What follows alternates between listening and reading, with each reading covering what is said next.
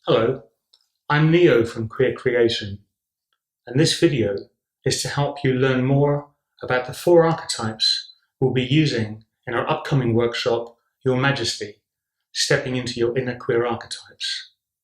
There are different approaches to archetypes. There's the approach of looking how they can empower us to take action, the next step. There's also the approach of how they can help you develop a better relationship to yourself, particularly about cultivating a fuller sense of presence and freedom in the moment. And we're going to look at this in a fourfold manner, four inner movements, each represented by one of the archetypes. First is the warrior. Unlike popular conceptions of the warrior, the key quality is not fighting, it's stillness. Think martial arts. There's action, but the action comes from the start in stillness. And when the action completes, we come back to stillness before another action. Stillness is the center. Many things can distract us from stillness. Our culture, plenty of distractions. And also inside us, many distractions, our thoughts, our feelings. So it takes a kind of courage to say no to those, to park those aside and allow the breadth of experience, the breadth of insight, the breadth of seeing the fullness of the moment. You can only do that in stillness. Think a predator. There's the prey, maybe there's other predators. There's the ecosystem. The predator is in stillness all the time, looking, observing, feeling everything, until the decision to go and get its prey. Stillness is the start. When we come on to the second movement, the movement of the lover, we actually have a similar type of breadth.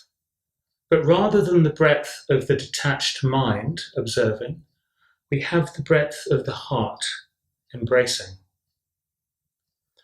The lover often is conceived of as these relationships to other people, particularly to lovers, and all the complexity of emotion, the joys, the grief, the anger, the nuanced, subtle emotions. Love also is actually in relation to everybody. It's like we have this relationship, this engagement, this connection.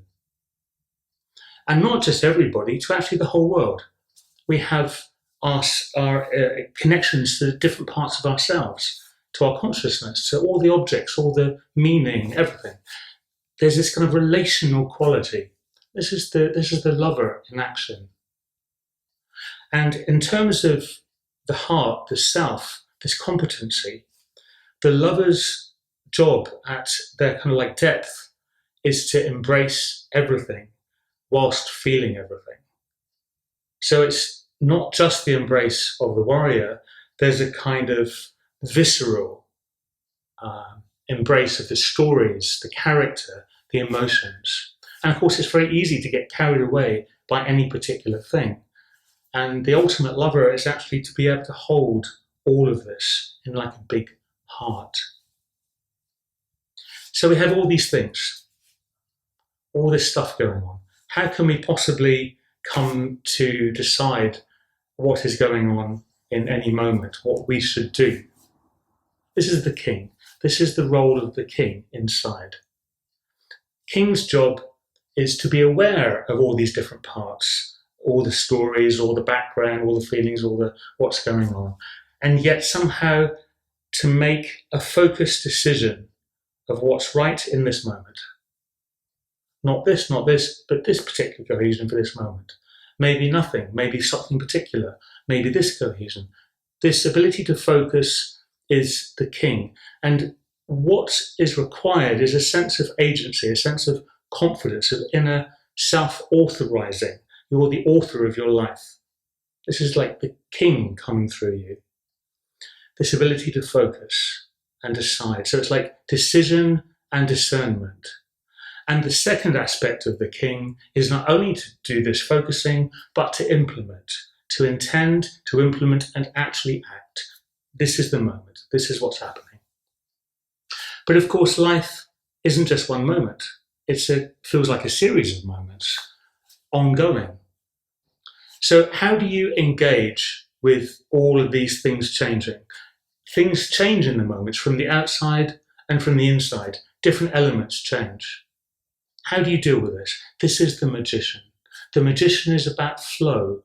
It's about the ability to manipulate whatever elements are going on at the time and to implement that type of king's focus and to move with that.